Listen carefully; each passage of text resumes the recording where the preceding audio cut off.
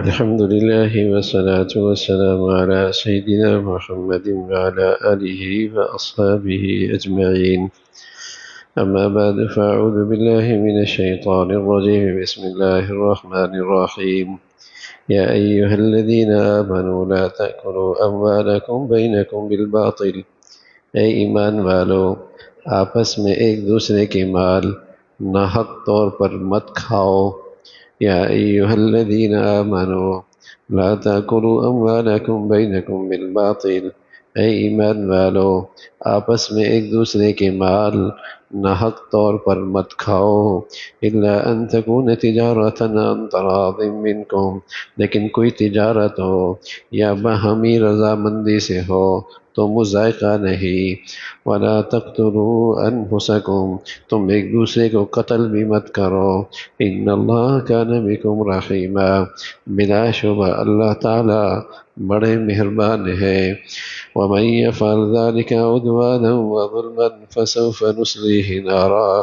جو شخص ایسا فعل کرے گا اس طور پر کہ حد سے گزر جائے اور اس طور پر کہ ظلم کرے، تو ہم من قریب اس کو آگ میں داخل کریں گے. وَكَانَ ذَلِكَ عَلَى اللَّهِ يَسِيرًا، اور یہ بات اللہ تعالیٰ کو آسان ہے. اہل ایمان کو تلقین فرمائی کہ ایک دوسرے کے ساتھ جو معاملات ہیں اور مال ہیں وہ ناحق طور پہ اور ناجائز طور پہ مت استعمال کرو.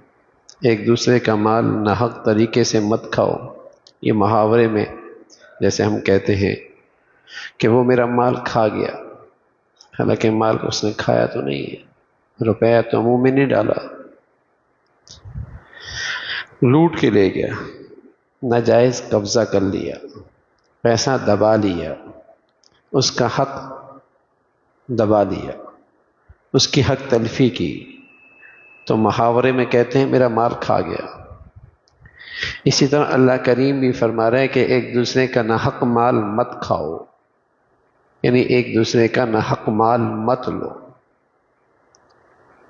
مالی معاملات کا دین،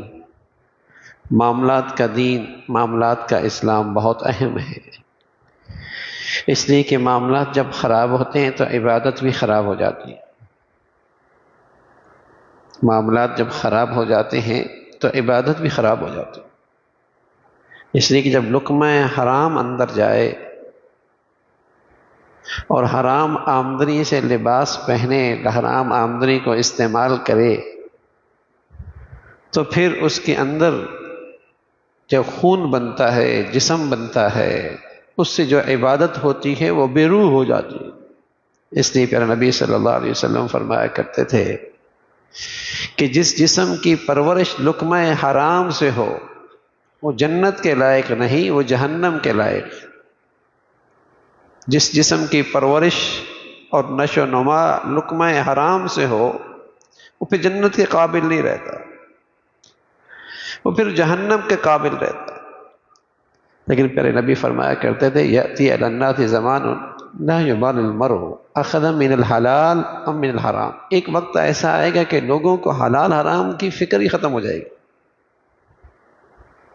یہ بات تو پوچھ لے گا کہ طلاق، یہ بھی پوچھ لے گا نکاح، یہ بھی پوچھ لے گا خلا، لیکن یہ بہت مشکل ہے کہ وہ پوچھے کہ میرے کاروباری زندگی کے اندر بھی اسلام کی جو تعلیمات ہیں وہ ٹھیک ہو رہی ہیں،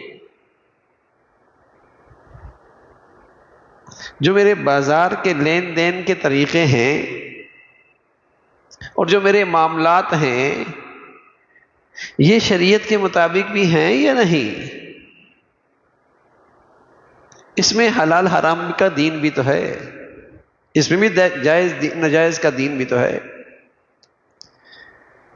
تو یہ فرمایا، اللہ کے نبی فرمانے لگے کہ وقت ایسا آئے گا کہ لوگ معاملات میں اس کی کوئی پرواہ نہیں کریں گے کہ یہ حلال ہے حرام ہے جائز ہے ناجائز ہے، بس آنا چاہیے. اللہ تعالی ہم سب کی حفاظت فرمائے. ہر آدمی اپنے دین میں اس معاملے میں کوتاہی کر رہا ہو، اس معاملے میں کوتاہی کر رہا ہو. اس معاملے میں وہ کتنا احتیاط کر رہا ہے، یہ بڑی بزرگی ہے، یہ بڑی بزرگی ہے۔ میں عرض کر رہا ہوں کہ اس کا تعلق پوری دینی عبادت کی زندگی سے بھی ہے کہ جسم کی پرورش کس لقمے سے ہے، کھا کیا رہا ہے، استعمال کیا کر رہا ہے، اور اللہ تعالیٰ حفاظت فرمائے کل وہ اپنی اولاد کے لیے کیا چھوڑ کے جا رہا ہے، کہ اس کی اولاد اس کے دسترخوان پہ کون سی آمدنی آ رہی ہے۔ تو اس میں بڑا فکر کی چیز ہے، نزاکت کی چیز ہے۔ تو خاص طور پہ تلقین فرمائی ایمان والو، آپس میں جو معاملات ہیں اور معاملات کا جو دین ہے اس میں خیال رکھنا، اس میں کہیں ناجائز نہ ہو، کسی کا نہ حق مال نہ کھاؤ۔ یا ایھا الرسل کلوا من الطیبات واعملوا صالحا، اللہ نے اپنے پیغمبروں کو کہا اے رسولو حلال کھاؤ، پاک کھاؤ، پاکیزہ کھاؤ اور نیکی کرو، اس لیے کہ حلال اور نیکی کی زندگی میں بڑا گہرا تعلق ہے۔ حلال آدمی کھاتا ہے تو جذبات بھی اچھے پیدا ہوتے ہیں، اس خون سے نکلنے والے جذبات بھی بڑے پاکیزہ ہوتے ہیں، اور جب حرام کھاتا ہے تو پھر اس کے بننے والے اس خون سے جذبات اور خیالات اور وسوسے بھی بےہودہ اور گندگی کے ہوتے ہیں۔ نیکی کا اور حلال سے بڑا گہرا تعلق۔ حضور علیہ الصلوۃ والسلام کے پاس بیٹھنے والوں میں اس کی اتنی فکر ہوتی تھی، اگر کسی وجہ سے بے خبری میں اور لا علمی میں کوئی چیز منہ میں چلی بھی جاتی اور بعد میں اندازہ ہوتا کہ یہ لقمہ مشکوک ہے، تو جب تک اس لقمے کو نکال نہ لیتے چین نہ آتا، اور فرمایا کرتے تھے کہ اللہ کے نبی صلی اللہ علیہ وسلم سے سنا ہے کہ جس جسم کی پرورش لقمہ حرام سے ہو وہ جہنم کے لائق ہے۔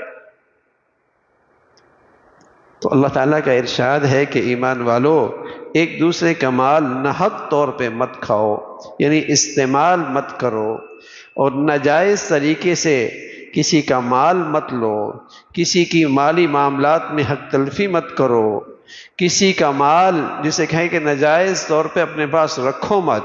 تمام شکلیں ناجائز کی، حرام کی ہیں، وہ سب اس میں آ گئی، چاہے وہ رشوت کی شکل ہے،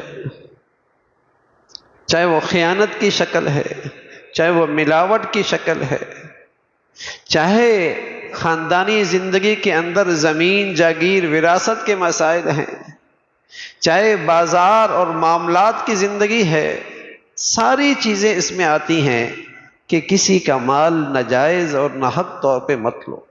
کلوا من الطیبات یا ایھا الذین آمنوا، اے ایمان والو ایک دوسرے کا مال ناحق طور پہ مت کھاؤ۔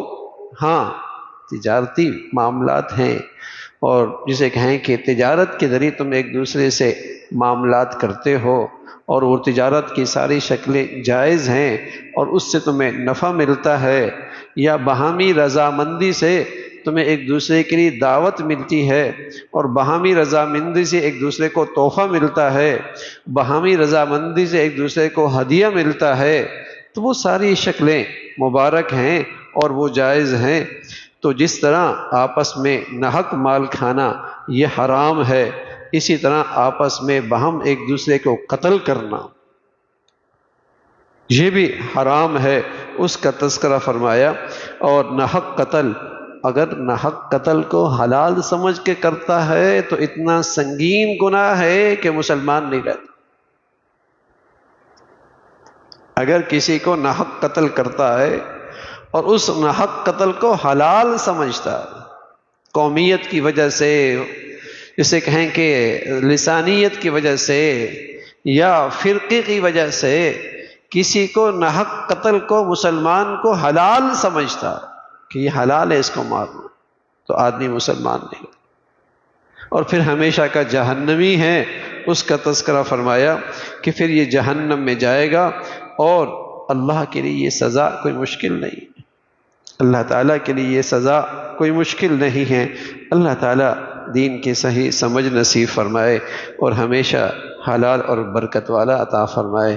اللہم لک الحمد کلو ولک الشکر کلو، اللہم اعنا علی ذکرک و شکرک و حسن عبادتک، نستغفر اللہ و نتوب الیک، نستغفر اللہ و نتوب الیک، سبحان ربک رب العزة عما یصفون وسلام علی المرسلین والحمد للہ۔